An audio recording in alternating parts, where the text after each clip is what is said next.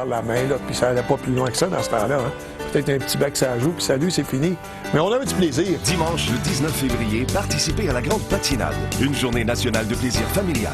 Et encouragez Place au sport de Canadian Tire, qui aide des milliers de jeunes dans le besoin à faire du sport.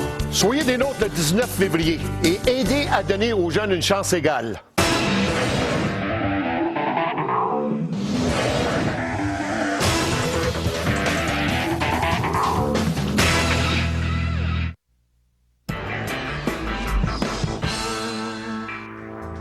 Ah, j'aime bien Marco Charpentier. Il y a Wes Goldie à Sorel qui est très spectaculaire aussi. Il y en a quelques-uns dans la Ligue là, qui sont très bien. Bien, c'est pas de côté, c'est sûr. Ben, je dirais que présentement, Derek Parker, c'est toute une attraction aussi à Saint-Hyacinthe. Éric Périconnet. Moi, c'est Patrick Côté. Ça serait Sébastien Cyr. Éric Périconnet. Pour les batailles, ben, il va y avoir Derek Parker. C'est Gauthier. Périconnet. C'est Derek Parker. Côté hockey, Christian Zbroka. Ben, pour moi, comme c'est là, c'est Périconnet. Wes Goldie, Derek Parker. Définitivement, Derek Parker. Moi, j'aime beaucoup Jesse Rezendorf aussi, là, mais Patrick Côté est assez spectaculaire. Les Parker pour Saint-Hyacinthe et Labelle aussi pour Saint-Hyacinthe.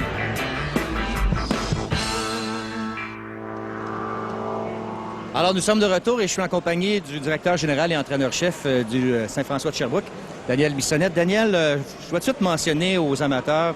On doit te remercier parce que ça a été assez compliqué de lui faire porter le micro ce soir. Daniel m'a dit des choses avant le match. Je voudrais surtout pas que ça soit entendu en ondes. On a été insistant, finalement, il a accepté. Tu t'en sais quand même pas trop mal? Oui, mais je suis un gars actif derrière un banc. Alors, tout ce que je peux dire, des fois, c'est pas toujours songé. Ça sort sur le moment présent. Des fois, pour les oreilles tranquilles, c'est plus difficile. Daniel, vous vivez une saison exceptionnelle à Sherbrooke. Les assistances sont très bonnes, particulièrement le vendredi, comme un peu partout. 2 défaites seulement à la maison. C'est quoi le changement un petit peu par rapport à l'an passé? Là? Parce que vous avez perdu Martin Duval, qui était votre meilleur marqueur, puis vous avez plus de succès que l'an passé. Mais je pense qu'on a rajouté ce qu'on avait déjà beaucoup. On a une équipe de caractère depuis l'an passé. Puis cette année, on a pu rajouter ce même élément-là qui a fait que tout a bien fonctionné. Les gars de caractère font en sorte qu'ils réagissent bien. Puis actuellement, on peut pas se plaindre. On a rajouté du caractère, on a rajouté un petit peu de physique, un peu de complément. Puis je pense qu'il y a une belle chimie qui est en train de se créer. C'est ce qui fait la différence. Vous avez une grosse équipe physique, on en parlait hors d'onde. C'est important dans la Ligue nord-américaine de s'imposer, particulièrement, surtout quand on va sur la route, comme ça, on est attendu de pied ferme, de s'imposer physiquement. Des matchs, entre guillemets, tumultueux, il va en avoir d'autres, donc je pense que vous êtes armés pour ça. Bien, je pense qu'en ayant 23 joueurs, je pense que c'était le but premier de bien se préparer parce qu'il y a des matchs qui vont être difficiles, il va y avoir des blessures d'ici à la fin de l'année et il y a bien des équipes qui veulent nous battre. Alors, on veut s'assurer d'être tout le monde à être prêt, tout le monde soit prêt, tout le monde livre une bonne performance. Puis s'il y a des joueurs qui ne livrent pas, bien, il y en a d'autres qui vont prendre la place. Vous êtes 9 points derrière Québec au 2e rang du classement. Vous avez 3 matchs en main. Québec tire de l'arrière 4-0 ce soir. Vous êtes présentement en avance 2-1. Est-ce que vous avez encore Québec dans votre mire? Bien, je pense qu'on veut tout gagner, tous les matchs qui restent dans la saison. On veut tous les gagner. Si ça nous apporte en première place devant Québec, tant mieux. Sinon, si ça ne nous apporte pas là, bien, sûrement on va être bien prêt. Puis c'est ce qu'on veut, s'assurer de finir premier ou deuxième. D'ailleurs, je l'ai demandé à Michel Doré tout à l'heure, je vais te le demander à toi. Il y a eu beaucoup de changements, beaucoup de nouveautés. Le 20e joueur qu'on a enlevé, la ligne rouge, le prix des billets. En tout cas, on a fait énormément de changements. Quels sont pour toi là, les changements qui sont peut-être un petit peu plus discutables? Et qu'est-ce que tu verrais peut-être comme retour d'anciens règlements ou d'anciennes formules pour la Ligue nord-américaine? Je pense que les matchs de fin de semaine, je pense que c'est de quoi que, bien des propriétaires puis bien des coachs ou des gérants parlent actuellement. Le retour du 20e joueur, je pense que c'est une chose qu'on voudrait peut-être mettre en application dès dimanche. Mais c'est sûr que la Ligue nationale nous a fait mal plus qu'autre chose.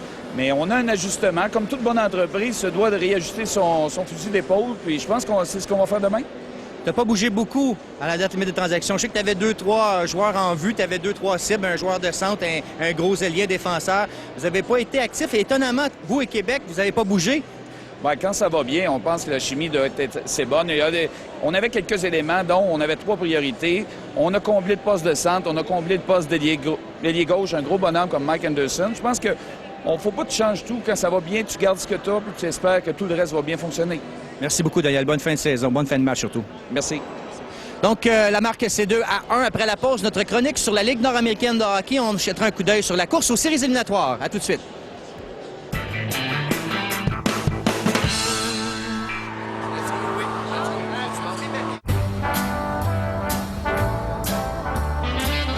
Call me unpredictable. Call me unreliable. undependable too. Go on and call me unpredictable. Monson Dry, brassé extra sec pour un goût intensément rafraîchissant. Ce Flash Info Sport vous est présenté par Panasonic, fier commanditaire des Jeux olympiques d'hiver de 2006. Bonsoir. Les Jeux olympiques d'hiver de Turin ont pris leur envol avec la présentation des cérémonies d'ouverture. Plus de 35 000 spectateurs étaient réunis au stade olympique pour le début officiel de ces 20e Jeux olympiques. Une cérémonie haute en couleur et la championne de ski de fond, Stefania Belmondo, a allumé la vasque olympique. Spectacle grandiose. Au hockey de la Ligue nationale, les Rangers inscrivent 4 buts en deuxième, dont les 37e et 38e de la saison d'hier au Mériaguerre. Les Rangers l'emportent 4-2 contre les Maple Leafs. À Raleigh, les Hurricanes accueillent les Penguins. Mark Recchi inscrit son 20e de la saison. Sidney Crosby obtient une passe à 36e de l'année. En troisième, Crosby récolte son 2e point de la rencontre en supériorité numérique. Il inscrit son 27e. Victoire des Penguins 4-2. Et finalement, à Philadelphie, Alexander Ovechkin a marqué son 35e de la saison dans une défaite des Capitals 5-4 contre les Flyers. L'écran plat prend son envol avec des couleurs vives, naturelles. Une clarté que vous pensiez impossible. Et un contraste qui redéfinit la réalité. Le rehaut d'image C3. Une exclusivité Viera. De Panasonic. Des idées pour la vie. On est de retour. C'est évidemment Sherbrooke qui mène 2-1 après 2 périodes contre le Cristal de Saint-Hyacinthe. Et on est dans le dernier droit, évidemment, de la Ligue nord-américaine de hockey. Et c'est toujours intéressant. J'ai avec moi la Bible du hockey de la Ligue nord-américaine, Michel Lebel. Michel, c'est important, et puis c'est pour ça que je voulais te poser des questions ce soir.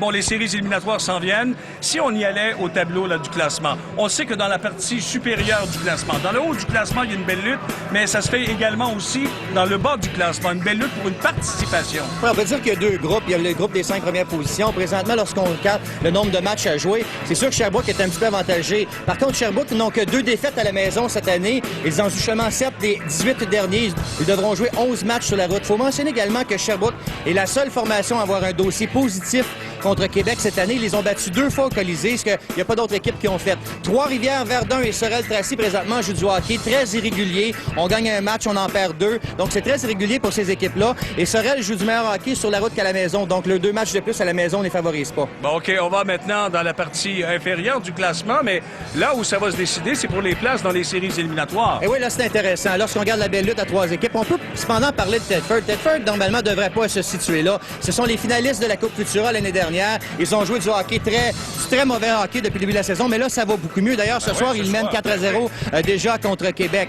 Saint-Hyacinthe-Laval, il y a une belle lutte. Il reste encore 2 matchs à jouer entre les deux équipes d'ici la fin de la saison. Les 2 matchs seront ici. À noter, André, il n'y aura plus de match à l'avant entre les 2 équipes. Et l'affiche entre les 2 formations cette saison, 3 victoires, 2 défaites pour Saint-Hyacinthe. Si à égalité, là, qu'est-ce qui arrive?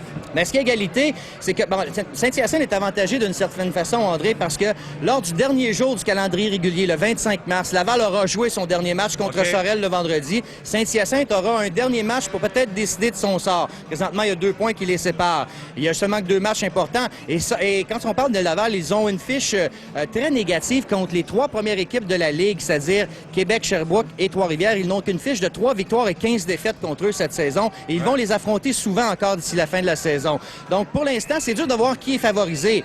Sauf que le dernier match de la saison peut être important. Ta question maintenant, s'il y a égalité, l'équipe qui aura le plus de victoires en fin de saison sera le gagnant dans un cas de bris d'égalité. S'il y a un cas d'égalité, au terme du plus de victoires, ce sera l'équipe qui a le moins de défaites.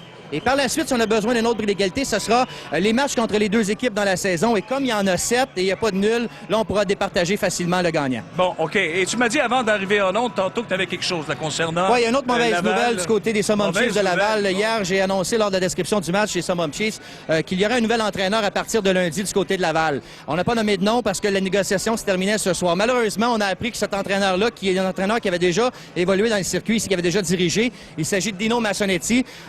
Il ne pourra pas se présenter parce qu'il aura quand même 7 matchs lors du mois de mars qu'il ne pourra pas être là. Donc, lorsqu'on a besoin d'un entraîneur en fin de saison comme ça, on a besoin que l'entraîneur soit là pour le reste de la saison. Et comme il devra rater beaucoup de matchs en mars, dis-je bien, on devra se tourner vers quelqu'un d'autre. Je sais que Ronnie Gascon rencontre quelqu'un d'autre demain à ce sujet. S'il accepte, ça sera... Je ne peux pas vous le dire malheureusement pour l'instant, mais ça pourrait être une très bonne nouvelle. Mais André, c'est clair que Laval a vraiment besoin d'un nouvel entraîneur parce qu'ils ont joué un grand match hier. Ils arrivent ce soir devant le Partizan. Il y a une bonne foule localisée et c'est 3-0 Verdun après quelques minutes dans le match. On a besoin d'un changement d'entraîneur à Laval. Merci beaucoup, Michel. Ça fait plaisir. Alors, je vous le rappelle, ce reportage vous parvient en direct de Saint-Hyacinthe.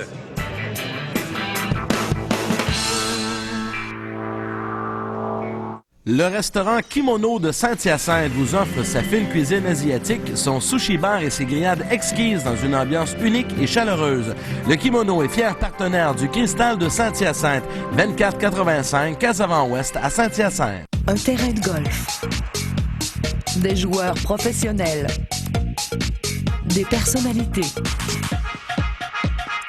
Une série de 16 épisodes vous propose un tournoi de golf opposant des équipes formées de golfeurs et de célébrités dont les prix en argent seront remis à des œuvres de bienfaisance.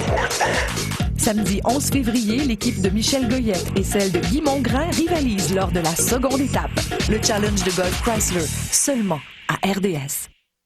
Rien ne peut surpasser le bonheur d'enfiler son premier uniforme. C'est pourquoi nous avons créé Place au sport de Canadian Tire. Un programme de bienfaisance qui aide les jeunes dans le besoin à participer à des activités sportives et récréatives et à découvrir l'esprit d'équipe, la confiance et la bonne santé. Le dimanche 19 février, participez à la grande patinade pour appuyer Place au sport de Canadian Tire. Inscrivez-vous à canadiantire.ca.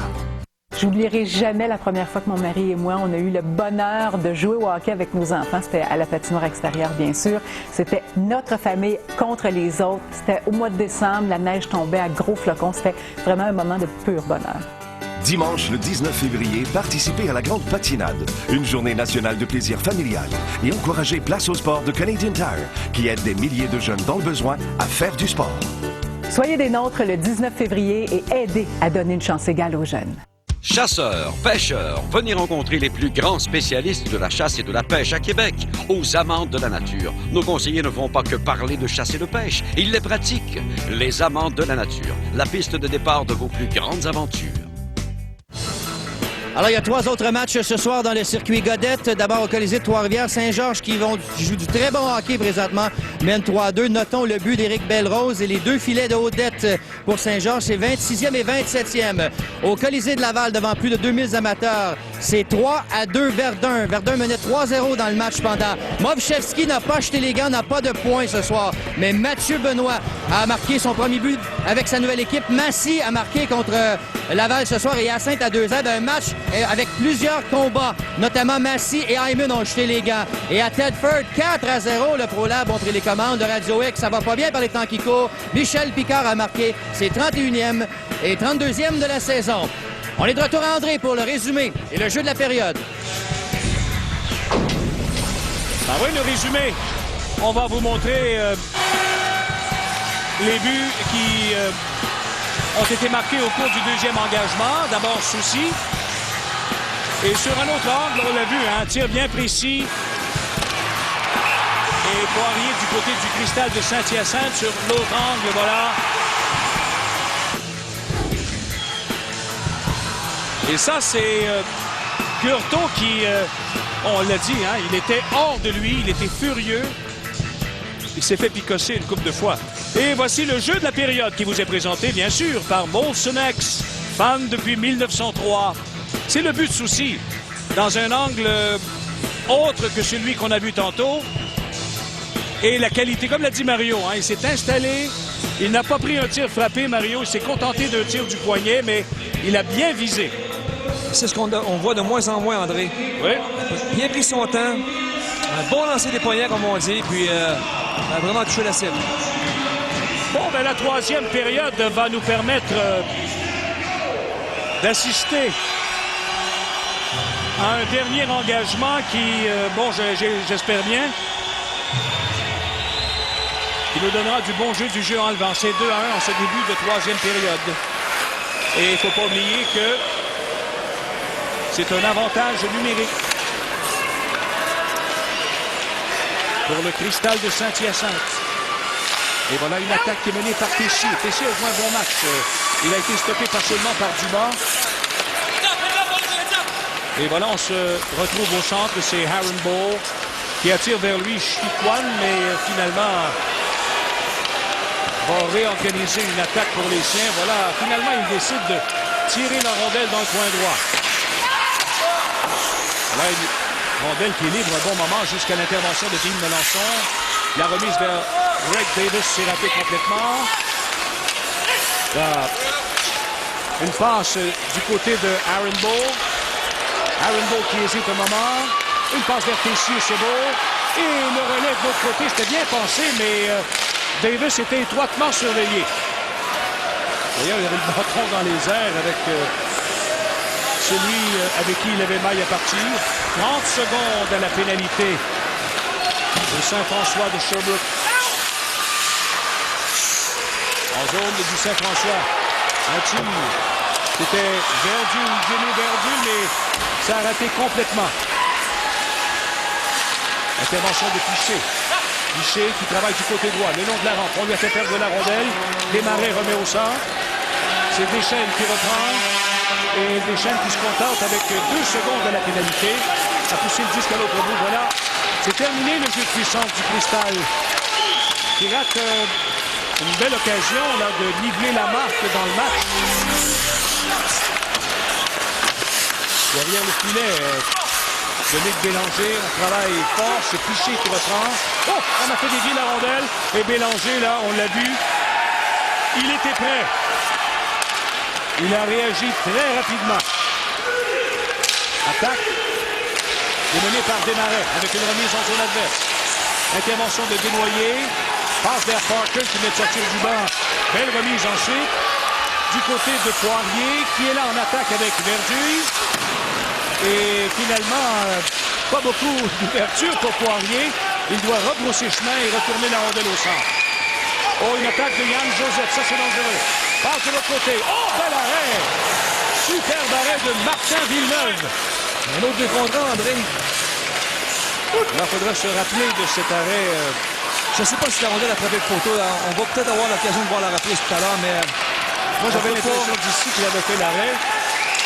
Je lui laisse le bénéfice du doute, mais en tout cas, c'était une belle chance ratée par le Saint-François.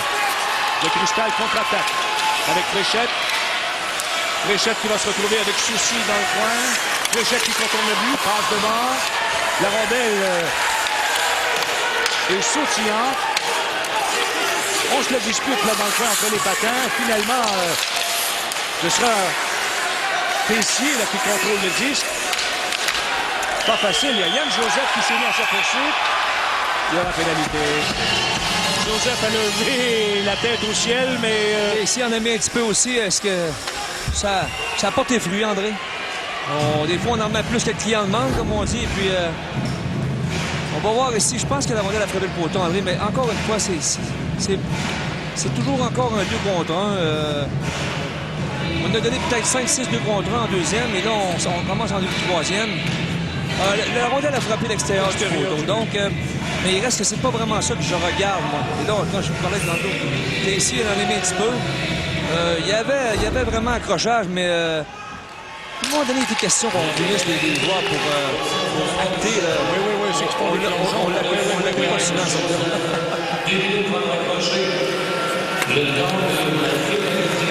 Beaucoup qui sont des experts en la matière. 9.9, 9.5, 10. Bon, avantage numérique pour le Cristal, qui a raté une belle chance en tout début de troisième période. C'est Villeneuve qui a remis à son coéquipier. On est à 4 minutes exactement en troisième période. Voilà, on remet en territoire du Sherbrooke. Pendant ce temps-là, intervention de Butin. Dégagement qui est réussi par la clôture. Et on devra tout recommencer. C'est Aaron Ball qui reprend des mains de son gardien. Une passe en plein centre qui est interceptée partiellement. Récupérée ensuite par Boutin. Courchaine qui attire vers lui Saint-Pierre avant d'expédier le disque au centre. Mais on a touché à la rondelle plus haut que la hauteur des épaules. On va retourner à Michel Lebel. Oui, messieurs, juste une mise à jour, le dossier de Dominique Baudin. Je viens d'aller discuter avec lui. Il est toujours dans le vestiaire présentement. Il a un sac de glace sur la nuque. Il n'a même pas enlevé ses patins, mais ne sera pas de retour dans le match de ce soir. Je pense qu'on doit parler d'une commotion cérébrale mineure, sans rien de très, très sérieux. Mais il m'a gentiment demandé, messieurs, de rassurer ses parents parce que ses parents nous regardent depuis la Floride ce soir. Il ne veut pas qu'ils s'inquiètent. Donc, c'est rien de très, très sérieux, mais malheureusement, il ne sera pas de retour ce soir. Retour à vous, messieurs. Merci beaucoup, Michel. Alors, monsieur et madame Baudin, ne vous en faites pas. Tout est parfait. C'est normal aussi, ça répond. Le docteur Robert, j'avais bien... Non, mais on ne prend pas de chance. On parle de commotion. C'est complètement ridicule. On n'est pas en série et il n'y a rien qui est en jeu. Et de toute façon, on a le droit de toute notre tête pour jouer au hockey. 23 secondes encore à la pénalité au Saint-François. Cristal qui attaque. Il n'y a pas beaucoup d'ouverture. Et c'est le Saint-François qui réussit encore un autre dégagement. Et ça va coïncider avec la fin de la pénalité. Tout juste le temps d'une attaque. Saint-Pierre est en zone adverse. Saint-Pierre qui s'est fait frapper là, par Dumas. L'épreuve de force entre les patins. La rondelle qui bouge légèrement. Voilà pourquoi il n'y a pas de coup de sifflet. Saint-Pierre qui veut passer devant. C'est raté complètement. C'est Yann Joseph qui reprend. La remise à Perricone. Et il l'a devancé. Le relais a été devancé par Perricone au moment où il pénétrait en zone adverse. Du côté de Sherbrooke, on ne fait pas d'erreur. Absolument aucune erreur. On est toujours à la bonne place au bon moment. Il n'y a pas personne qui se compromet. Il n'y a pas un joueur qui dévie du plan de match. Et c'est là ce qu'on voit présentement.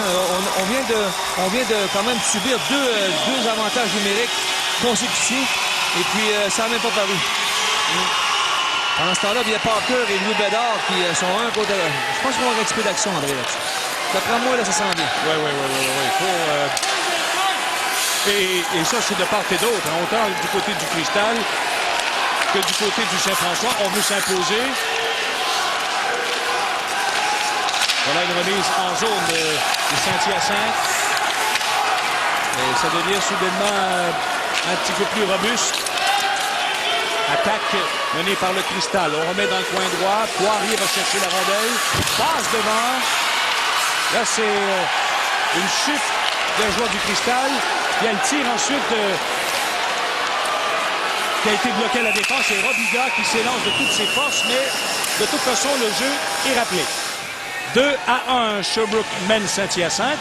Un reportage qui vous parvient en direct de Saint-Hyacinthe.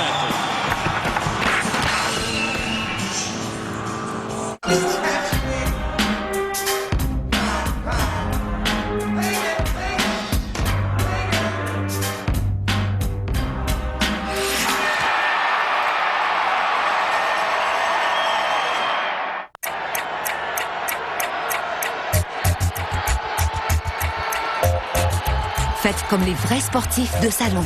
Entrez dans l'action grâce à Germain Larivière. Profitez de la descente fulgurante des prix sur quantité de meubles et de matelas, dont le confortable Montmagny de la collection Beauty Rest de Simmons. De plus, grattez un rabais pouvant aller jusqu'à 120%. On pourrait vous payer pour acheter. À Laval comme à Sainte-Rosalie, Germain Larivière, ça vaut le déplacement.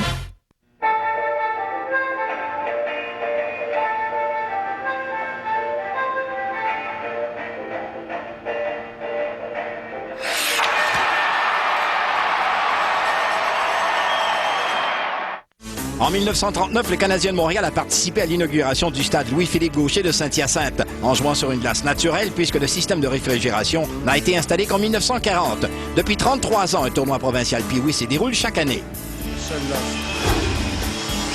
Alors jusqu'à maintenant, en troisième période, le Cristal, qui a eu 2 jeux de puissance, n'a qu'un seul lancé contre 3 pour le Saint-François. Pendant ce temps-là, on a vu Louis Bédard faire sentir sa présence. Toutes les fois qu'il y a l'occasion, Louis dérange l'adversaire et puis il fait son ouvrage, André. Oui, monsieur. Hors-jeu avec 13 minutes 14. Oui, c'est pas beaucoup un tir, d'autant plus qu'ils ont bénéficié de 2 jeux de puissance. Maintenant qu'on voit Dean Melançon ici. J'ai évolué avec lui, Dean, les Rafales de Québec. Dean a aussi évolué avec mon frère Serge à Rochester dans l'américaine. Ah ben tiens, le laser de Saint-Hyacinthe, Oui. ça dit quelque chose? Brodeur, Martin Brodeur? c'est qui ça? Voyons. Denis Brodeur, le photographe, là. Non, Martin ici qui est une figure dominante ici. Oui. Quel bon athlète, mais quelle personnalité aussi, hein? Extrêmement gentil. Oh, Deschênes qui s'en va seul. Deschênes, il est seul. C'est l'arrêt de Villeneuve. Oh, il faut se rappeler d'un autre arrêt que Villeneuve a effectué. Là. Il garde son équipe littéralement dans le match jusqu'à maintenant. On n'a qu'à penser aux arrêts de fin de deuxième et celui-là en particulier. L'échappé. Pendant ce temps-là, le grand Greg Davis qui s'amène en zone adverse. Et la passe.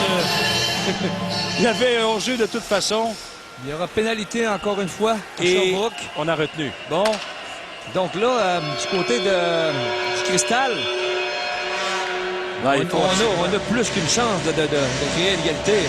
Oui, mais il faut d'abord tirer au but, Mario, pour compter des buts. Comme je te mentionnais tout à l'heure, Sherbrooke est tellement impressionnant à voir à 4 contre 5. On donne absolument aucune marge de manœuvre aux joueurs du Cristal. Et là, on devra se résigner du côté de Saint-Hyacinthe à vraiment essayer d'isoler un joueur en plein centre de la patinoire pour permettre à ce fameux joueur-là de prendre un lancer au filet et de mettre au moins 2 joueurs, au moins mettre du trafic devant Bélanger parce qu'on est en parfait contrôle du côté de Sherbrooke. Parker ne serait pas bon pour aller dans le filet comme ça, il me semble, qu'avec sa stature et...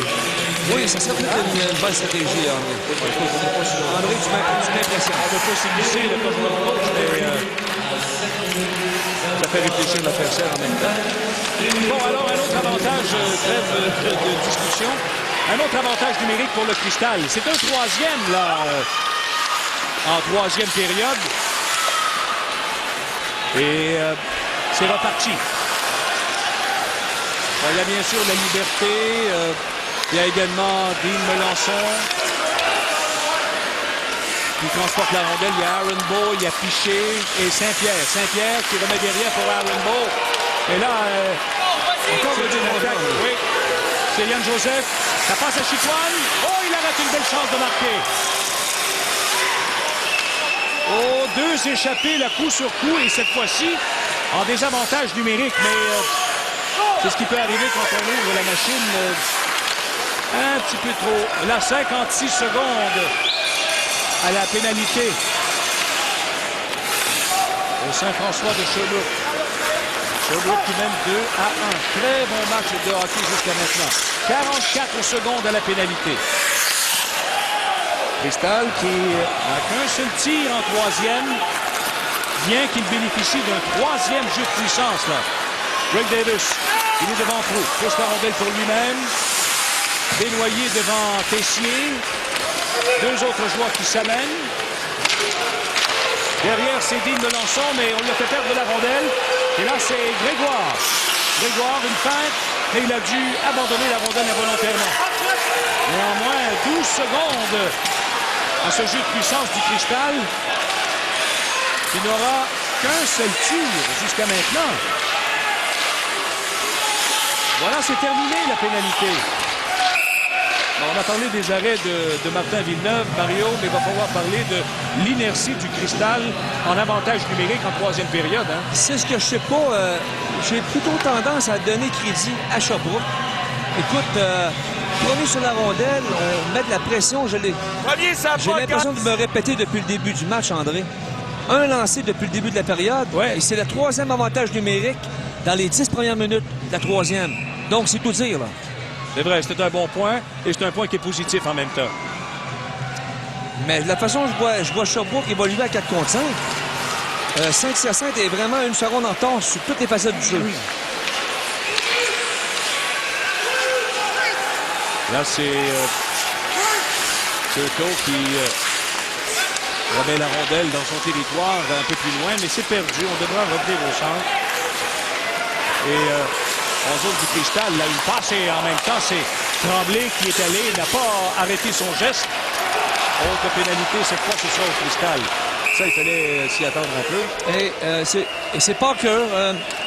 Je t'ai mentionné tout à l'heure. Parker, c'est sûr que c'est un joueur qui attire l'attention, mais pas rien que des spectateurs. C'est un joueur qui va attirer l'attention aussi de l'arbitre. Et là-dessus, ben, s'est fait prendre pour avoir accroché. On va aller retrouver Michel Lebel qui a d'autres résultats ailleurs dans la Ligue nord-américaine. Oui, merci André. Vous savez, on suit la course aux séries avec beaucoup d'intérêt. Et si j'ai dit tout à l'heure que Laval devait changer d'entraîneur, peut-être qu'il cherche à me faire mal paraître, messieurs. Parce que s'il tirait de l'arrière 3-0 en début de match, Laval vient de prendre les devants 4-3 au Colisée contre les Dragons de Verdun. Movchevski a récolté un 5e match en 2 soirs depuis son arrivée à Laval. Il y a également Trois-Rivières qui ont pris les devants contre Saint-Georges 5-4 alors qu'ils tiraient de l'arrière 4-2. Et Thetford domine toujours son match chez eux contre Québec. De retour à vous, messieurs. Merci, Michel. Verdun qui a été très actif dans le domaine des transactions.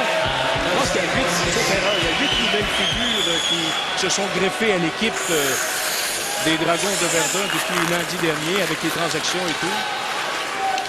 Alors là, c'est un jeu de puissance du Saint-François avec 9 minutes 28 à écouler en 3e période. Saint-François qui mène 2-1. Dans le coin, c'est Yannick Tremblay. Attendu par Melançon, passe devant pour Perry Coney, mais il a dû travailler avec une rondelle qui était haut dans les airs. C'est Deschênes maintenant. Deschênes du côté droit, passe à Dumas. Défenseur gauche avec moitié passe, moitié lancé. Perry Coney a touché à la rondelle, mais le dernier mot, c'est Martin Villeneuve qui l'a eu. Et là, on a vu sur la séquence ici Dean Melançon qui a perdu son casque protecteur, André. On sait qu'il y a un règlement, tu n'as pas le droit d'évoluer sans casque. Donc là, n'a pas eu vraiment le choix de perdre une couple de secondes précieuses pour remettre son casque. Et pendant ce temps-là, son équipe est déjà en cours d'un homme. Donc, on voit ici, là, on voit que Dean cherche à reprendre son casque. Et puis, mais en passant, André, 3e mineur de Derek Parker ce soir. Je te disais tout à l'heure, c'est un gars qui a un rôle à jouer. C'est la vedette ici. Mais il devrait être prudent au niveau des pénalités parce que justement, c'est un joueur qui est non seulement populaire au niveau des spectateurs, mais c'est un joueur qui éventuellement va être marqué par les arbitres. Oui, ça c'est sûr. Proulx, avec une passe à Courchaine. Villeneuve se défend bien, avec beaucoup de circulation autour de lui. Et un dégagement au centre. Voilà une attaque. C'est mené par Poirier. Poirier s'est fait arrêter par Courchaine. Néanmoins, les deux poursuivent la bataille de la rampe. Courchaine, remise à Grégoire ensuite. Chicoine qui remet de l'autre côté à Proulx. Gabriel Proulx là, qui s'est arrêté, avance. Une passe qui a touché l'adversaire et la rondelle revient au centre. 20 secondes encore à la pénalité à Parker du Cristal de Saint-Hyacinthe. La rondelle s'en va jusqu'à Villeneuve et là, avec 14 secondes de la pénalité, il va faire une remise en jeu dans sa zone. Sherbrooke se dirige lentement, mais sûrement vers au-dessus de 40 lancés, André. On est rendu à 38. Ce qui veut dire 7 en 3e. Un seul tir par le Cristal en 3e jusqu'à maintenant. On voit vraiment la rapidité du Saint-François qui... écoute, c'est flagrant. Tu sais, le hockey, souvent, on va dire, bon, être premier sur la rondelle, c'est la clé du succès et c'est ce que Sherbrooke a fait la soirée. Desmarais associe, bel arrêt. Ensuite, contre-attaque menée par le Cristal. Un beau repli défensif. Regardez là, le 39, Yann Joseph, qui est un excellent joueur de hockey en offensive, mais... Oh, bel arrêt de Luc Bélanger. Et ensuite, c'est Soucy qui renvoie la rondelle du côté droit pour Perry Coney. Et Yann Joseph reprend. Il est rapide, en zone adverse. Une passe dans l'enclave. C'était pour Perry Coney, mais Yannick Tremblay reprend de l'autre côté. Et le dernier relais est raté complètement sur Joseph. 2-1, Sherbrooke. 7 minutes 37. A écoulé en 3e période. Joseph, Perry Coney, mais hors jeu le Saint-François. Ce reportage vous parvient en direct de Saint-Hyacinthe.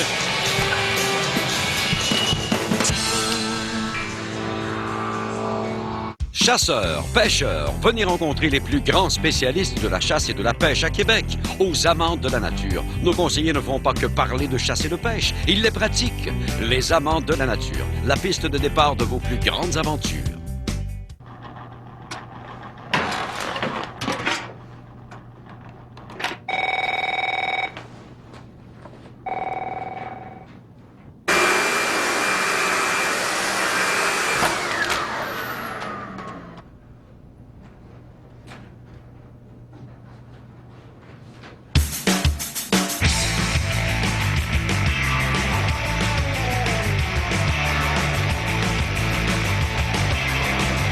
Le restaurant Kimono de Saint-Hyacinthe vous offre sa fine cuisine asiatique, son sushi bar et ses grillades exquises dans une ambiance unique et chaleureuse.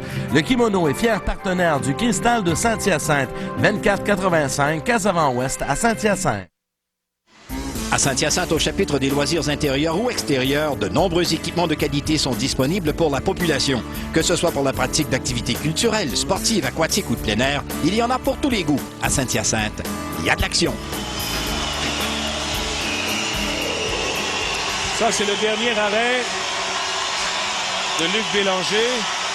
Bonne incursion de Dean Melançon ici, un très bon lancer, et puis ça n'est fallu plus compter Galtier. Ouais. On vient de me dire que finalement Laval l'a emporté 4-3 sur les Dragons de Verdun. Alors Verdun qui a pris les devants. Et Michel qui parle de changement d'entraîneur. On en reparlera de ça.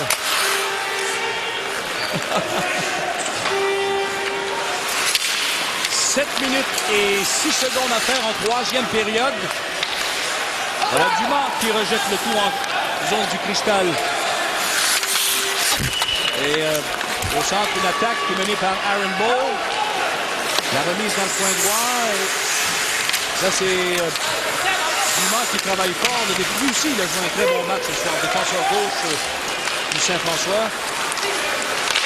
Voilà ensuite Desnoyers qui maintient le disque dans son adverse. Boutin reprend, mais perd le disque involontairement. Là, c'est Tessier avec un tir qui est bloqué à la défense par Proulx. Desnoyers, son lancé également est bloqué. Deschênes, lui, qui était tout seul en attaque, a décidé de pousser la rondelle à l'autre bout. De toute façon, ça permet aux deux entraîneurs d'apporter des changements à leur formation. Voilà pourquoi Arenbo est derrière son gardien de but, prend bien son temps. Roger au centre, c'est Grégoire qui remet et qui refoule à nouveau le Cristal de Saint-Hyacinthe dans sa zone. J'ai l'impression que... Tu as vu, André, on forme le centre de patinoire. Le centre, c'est ça. Il n'y a pas beaucoup d'espace de manœuvre pour le Cristal de Saint-Hyacinthe. C'est la Liberté qui fait une chute se relève rapidement. Autre chute, ça permet à Joseph de comprendre. Ils sont rapides, oui, et peut-être même 4. Joseph, derrière Dumas. Oh! Il a raté une belle chance de marquer. Et là, c'est le Cristal qui attaque, Piché avec Saint-Pierre, où il a raté complètement son lancer. Il y aura pénalité du l'arbitre ce temps-là. Alors, un coup de bâton, il a cinglé. C'est 2-1 pour Sherbrooke. Un reportage qui vous parvient en direct de Saint-Hyacinthe.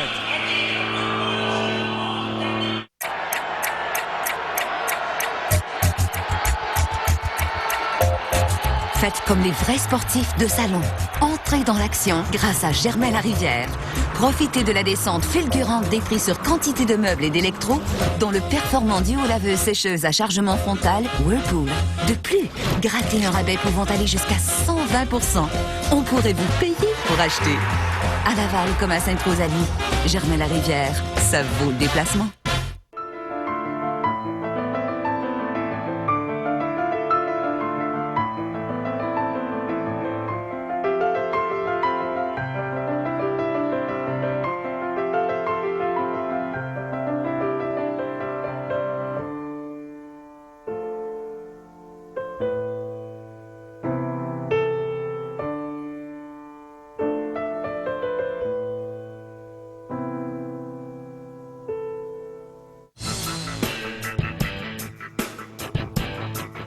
Bonsoir à nos amateurs de hockey.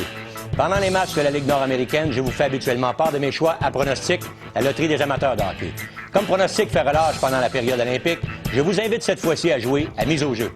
Dès le 13 février, demandez le programme mise au jeu 1 ou 2 à votre détaillant Loto-Québec et faites vos choix sur les matchs de hockey disputés à Turin. N'oubliez pas le prochain programme pronostic, disponible dès le 3 mars.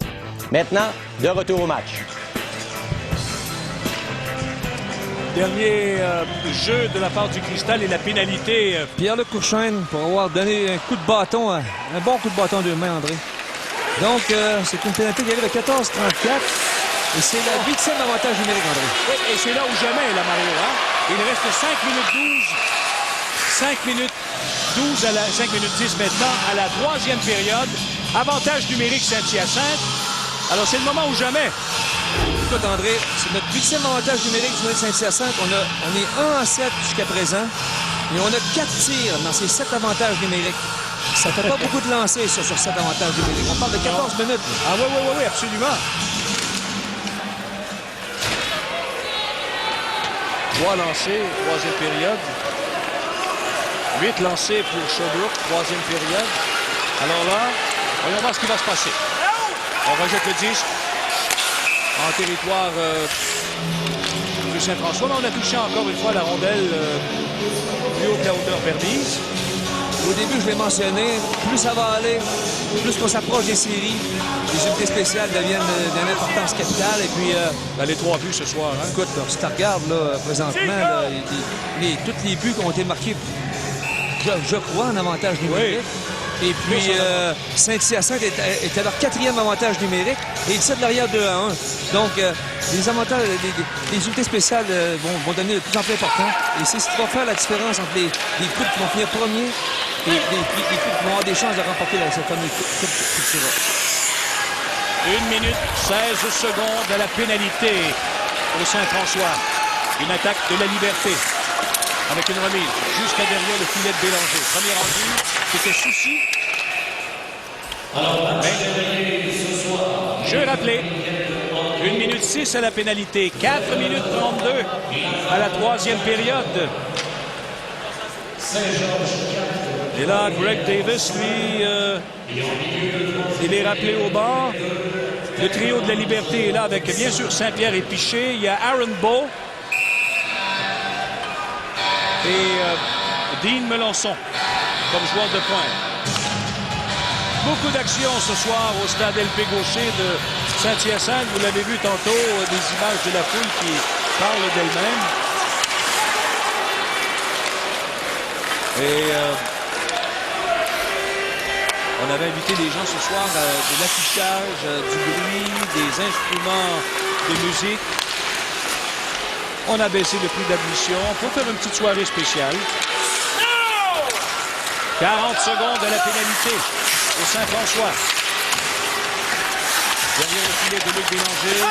On travaille à 3 là, chez les Cristal, mais finalement, intervention le long de la rampe de Saint-Pierre, mais c'est encore une fois le Saint-François qui est le meilleur et qui obtient le dégagement. 20 secondes. Voilà Piché qui revient sur ses pas. Pas beaucoup d'ouverture. Comme tu l'as dit, Mario, là, c'est flagrant. On le voit, là. Ça a été l'histoire du match, Mario. Ouais.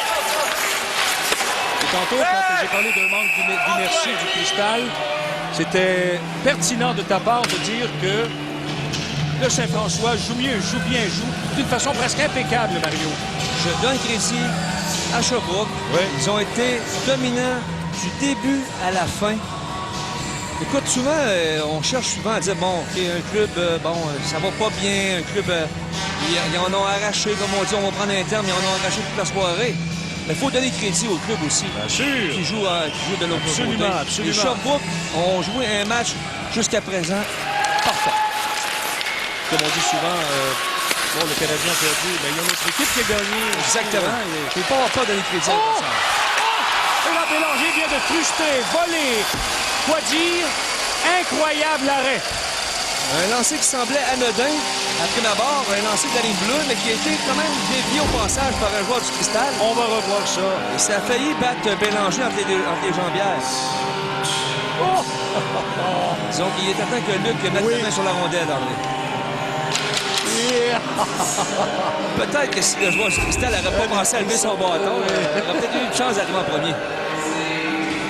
Ah ben, si Martin Villeneuve a été excellent en troisième période pour Saint-Hyacinthe, que dire là, de cet arrêt de Luc Bélanger avec, évidemment, la pénalité est terminée. Le jeu de puissance du Cristal est terminé, mais il reste quand même un peu plus de 3 minutes. 3 minutes 2 secondes à la troisième période. Mais avec une vue d'ensemble ici, là, il y a Deschênes là, qui avait maille à partir avec Desnoyers. Les deux ont lâché prise, mais et du côté de Sherbrooke, on joue la trappe tout simplement. On fait la barrière, on recule, il n'y a aucune marge de manœuvre. On force les joueurs du Cristal à transporter la rondelle et c'est ce qu'on veut. Et là, il y a vraiment de la frustration qu'on voit qu'il y a des joueurs là, qui commencent à avoir la tête chaude là, et qui veulent régler des comptes, mais il reste 2 minutes 46 et c'est 2-1, il ne faut pas oublier. Exactement. On voit Desnoyers ici avec Deschênes qui ont fait connaissance, André. Ils se sont présentés mutuellement. Alors, les deux sont escortés. Il y a Tessier qui est escorté au bas. Encore une fois, je me dois de mentionner encore le travail de l'arbitre. Bon, j'ai parlé de Tom Smith, là. Je veux pas... quand les arbitres ne l'ont pas, André, on est souvent sévère. Je parle en général, on regarde partout dans la Ligue. Et c'est dans toutes les ligues. Hein. Les arbitres ne sont jamais populaires, mais je me dois de mentionner le bon travail de Tom Smith à soir. Et si j'aurais de quoi à dire, je le dirais, mais présentement, j'ai bien aimé de la façon que... Comme Normandin aussi, le dernier match qu'on a fait. Alors, c'est des pénalités mineures doubles. Et il reste 2 minutes 46. Alors, à toute fin pratique, on va terminer le match avec des formations réduites.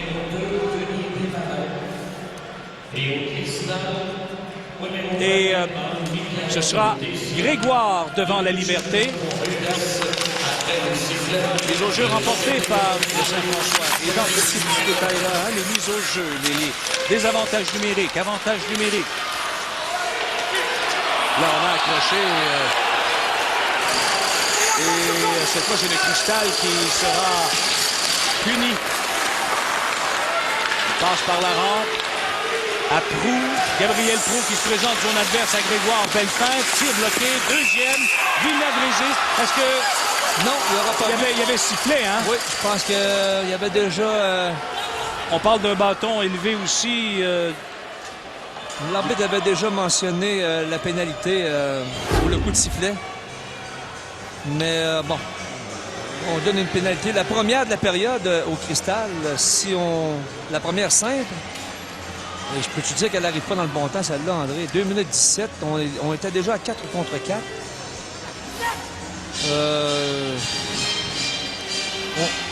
On donne l'opportunité à Sherbrooke ici de prendre une option incroyable sur le match. Surtout que là, on a été incapable de marquer en 5 avantages numériques dans la période.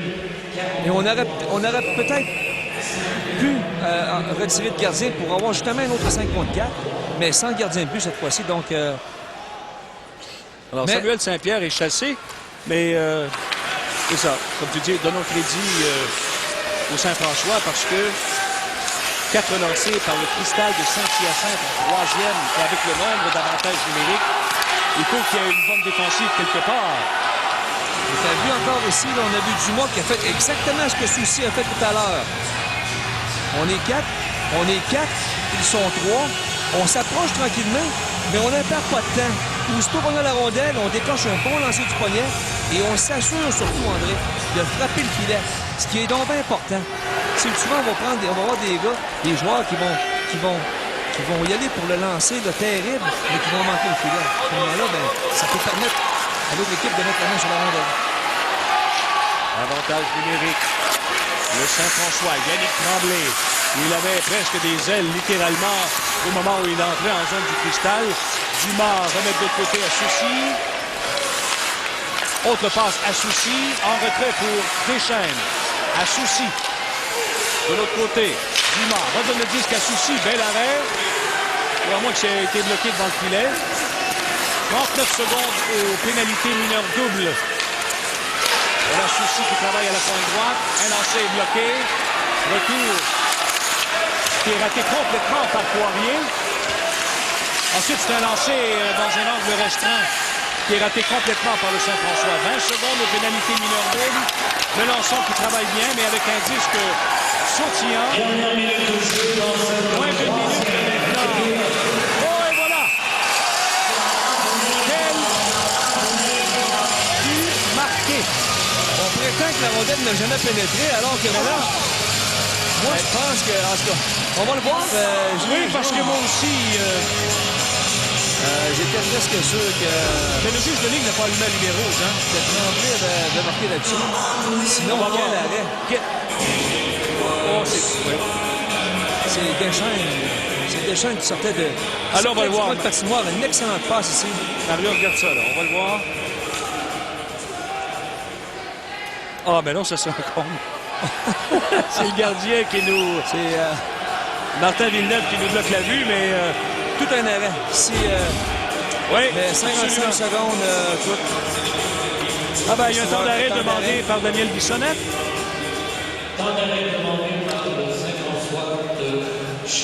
Oui, par Daniel Bissonnette du Saint-François de Sherbrooke. On veut s'assurer vraiment du côté de Sherbrooke que, bon, on n'a pas besoin d'un autre filet.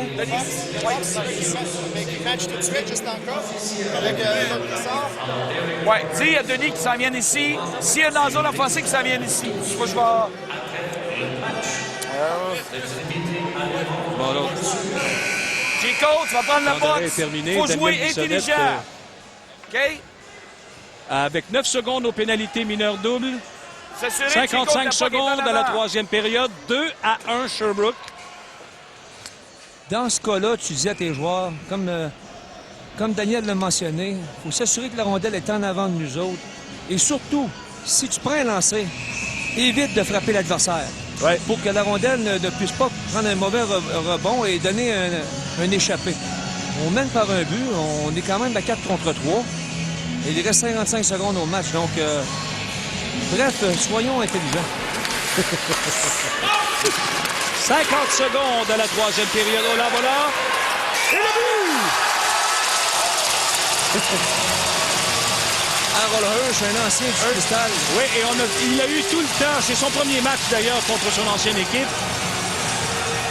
Donc, fin seul. On va revoir. Avait tout le temps voulu pour loger sa rondelle. Quel beau jeu de Grégoire, par exemple, hein? Et là-dessus, Villeneuve, il ne pouvait rien. Donc, bon, faut donner un crédit à Sherbrooke, André. Ils m'ont vraiment impressionné ce soir. Et puis, ils méritaient le match. C'est sûr que, bon, là, présentement, on va voir Parker faire son apparition.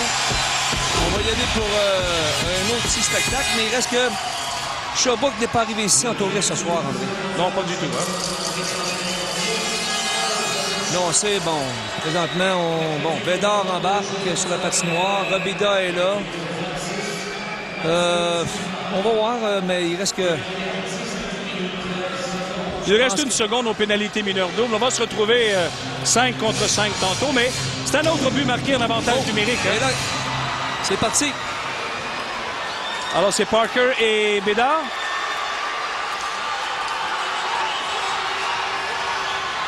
Bédard se tient très près. Hein? Oui, disons que Bédard sait que Parker a une meilleure portée que lui. Oui. Et c'est pas pour... C'est d'ailleurs pour ce fait qu'il a voulu surprendre Parker en restant près de lui. Donc, c'est une tactique vraiment intelligente de la part de Bédard. Et il devra rester prêt toujours. Il devra toujours rester prêt. Mais par contre, il ne faut pas oublier une chose, André. Ce Parker a seulement 22 ans. Donc, je peux te dire que d'ici 2 ans ou 3 ans, ce Parker va devenir extrêmement redoutable. Parce qu'il y a quand même une différence entre 22 et 25 ans, André. Oui, la différence est énorme. On voit ici le départ. Hein. Tu vois, Bédard faisait signe qu'il n'était pas intéressé. On s'enlève le casque mutuel. Et il voulait vraiment s'en prendre à lui pour rester, comme tu l'as mentionné tout à l'heure, André, tout près de Parker. Il ne voulait pas y aller coup pour coup. Et surtout, il ne voulait pas que Parker la grippe et l'éloigne. Avec sa portée, exactement. Bon, c'est pas une guerre. Oui, écoute, ça sent les séries bientôt, là. Ça sent bien, là. On l'a dit, on est dans le dernier droit. Et on va pas céder un pouce à l'adversaire.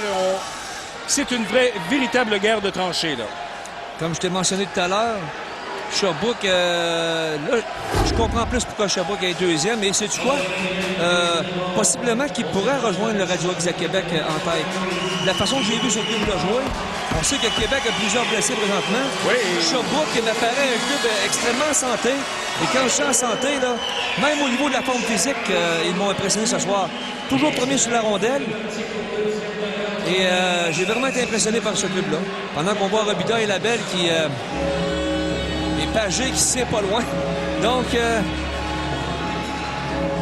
c'est 3-1. Le match est peut-être terminé, mais pas au niveau, au niveau des combats. Il y a des messages qu'il faut adresser à l'adversaire. Et ça, comme on dit, c'est de bonne guerre. Et là, ça se parle. Et j'ai comme l'impression qu'on va... on va assister à une fin de match assez mouvementée. Oh, et là, c'est Chicoine et Courteau qui veulent régler des vieux comptes, André. Et là, tu l'as dit, Courteau, tantôt, a été intimidé par tout le monde. Il s'est fait... On sait qu'ils ont été impliqués dans un combat tout à l'heure. Et là, c'est le round numéro 2 qu'on vient d'assister. Et puis... Courteau qui semble avoir été atteint aussi d'une solide droite encore. Donc, on va mériter d'aller prendre une bonne douche, André. Et de penser ses blessures surtout parce que... Sherbrooke n'a jamais été intimidé à venir à Saint-Hyacinthe. En tout cas, s'ils l'ont été, je n'ai rien senti de ça. Donc, c'est un club qui m'apparaît en très, très bonne santé. Et l'esprit d'équipe semble être bon aussi.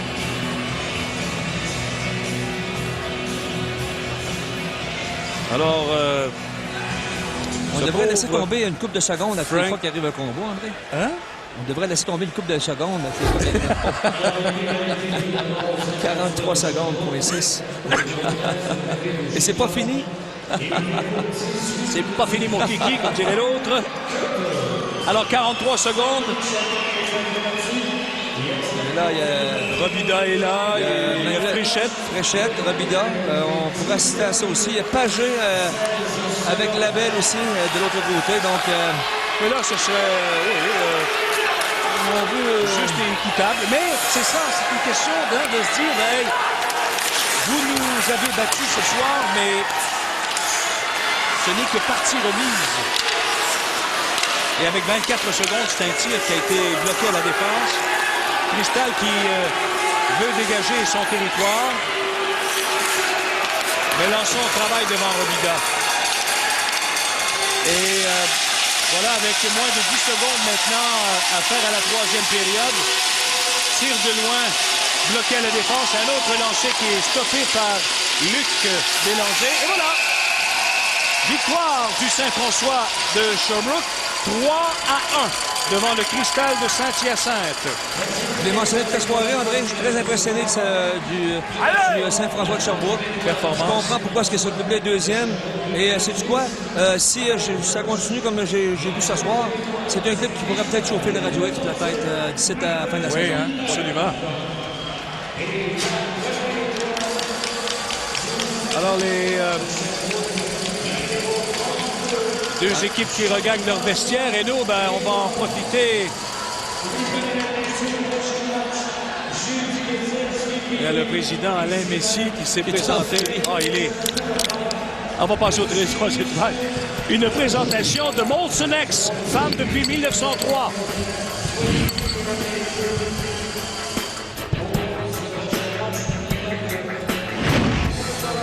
La troisième étoile, c'est Martin Villeneuve du Cristal de Saint-Hyacinthe, pendant que le président du Cristal, Alain Messier, fait des siennes.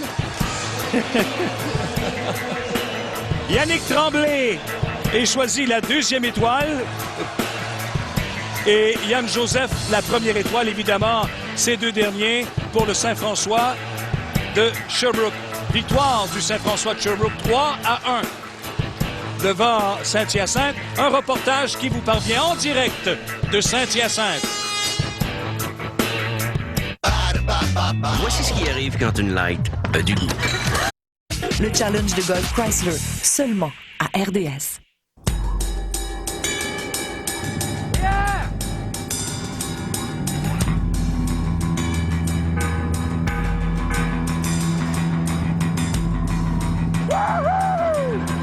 C'est assez? Tu veux rire? Regarde ça! La motoneige 600 HO, la plus performante de toutes. L'événement Escapade de Polaris. Conduisez gratuitement pendant 1 an ou obtenez des remises du fabricant allant jusqu'à 1800 $.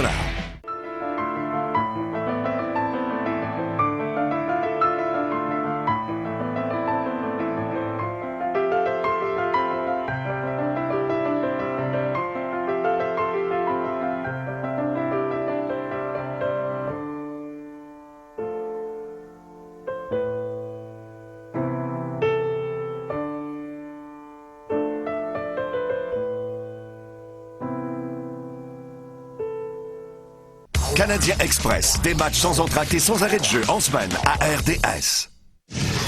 Le hockey de la Ligue nord-américaine. Une présentation de la bière Molson X, fan depuis 1903.